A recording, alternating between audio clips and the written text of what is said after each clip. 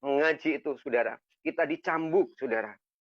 Dicambuk sama orang tua kita. Harus betul-betul kita bisa baca dari Iqra, abjadnya itu semuanya. Lalu kita pindah di Al-Quran besar, saudara.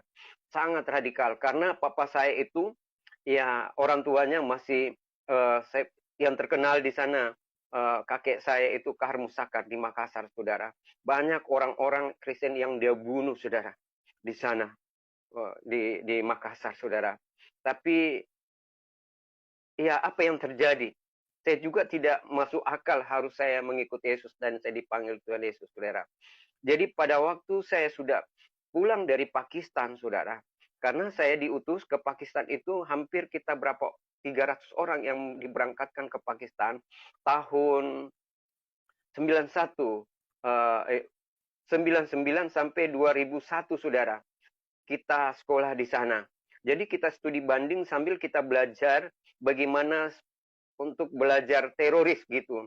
Untuk bagaimana caranya kita strategis dan cara kita untuk meremukkan orang-orang Kristen di Indonesia ini.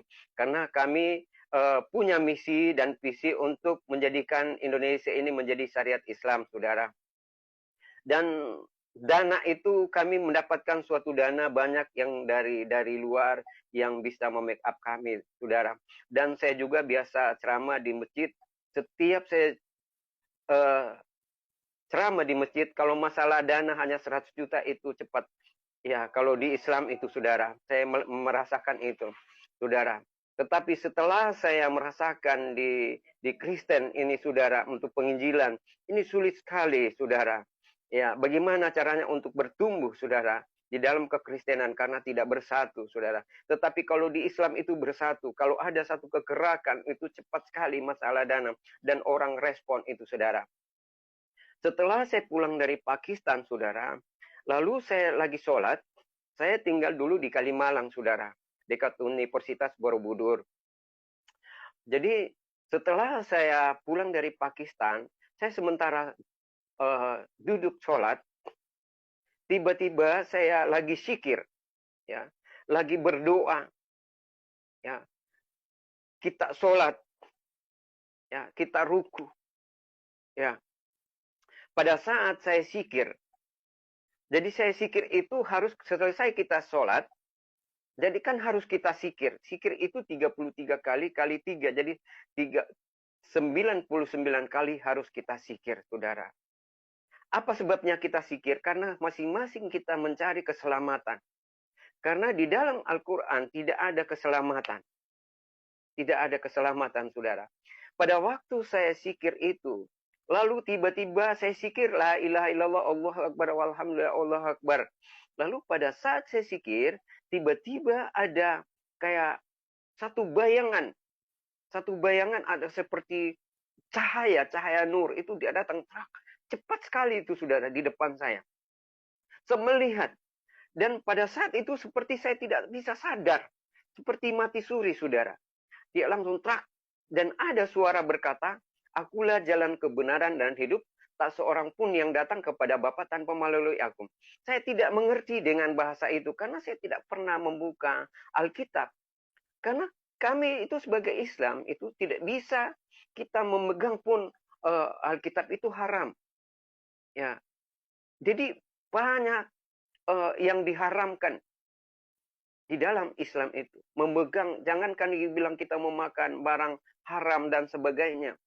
Ya, Alkitab saja tidak boleh kita memegang, saudara. Tapi apa yang terjadi? Kenapa?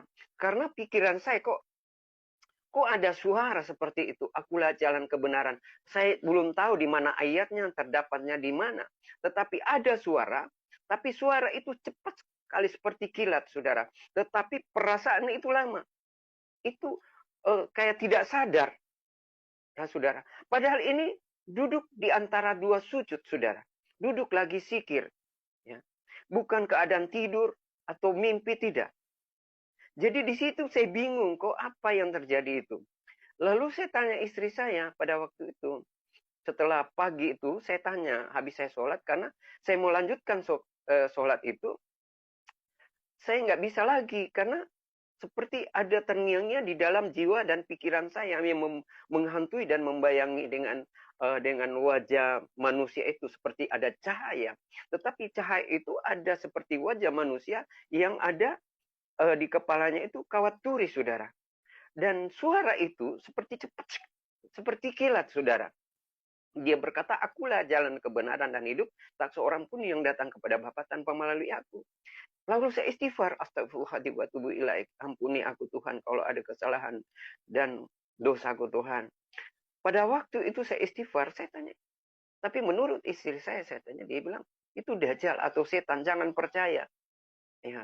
Ya, begitu saya abaikan saja. Saya abaikan. Pada saat saya mau sujud di sujadaku juga itu, pada waktu saya sudah lihat saya mau coba-coba bangkit kembali untuk sujud, kok kayaknya ada salib di atas sujadah itu. Akhirnya saya berhenti sholat. Jadi setelah saya berhenti sholat, saya nggak mau lagi sholat karena saya merasa kayak bingung, saya linglung, saya nggak tahu lagi. Lalu istri saya, nggak usah, katanya itu dajjal, setan itu. Jadi saya penasaran, saya tidak jadi sholat sampai pagi, saya tunggu pagi. Kebetulan di pagi-pagi itu ada tetangga saya di situ. Pagi saya pergi tanya, ada tetangga saya namanya Aris Ayal, orang Ambon.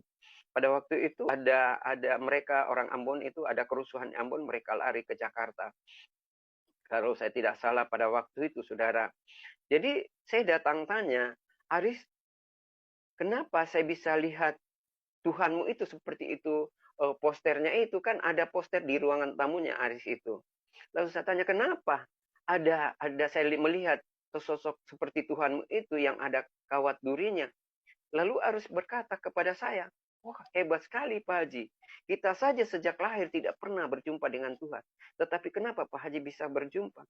Karena dia bilang, firman Tuhan berkata, bukan engkau yang memilih aku, tapi akulah yang memilih engkau.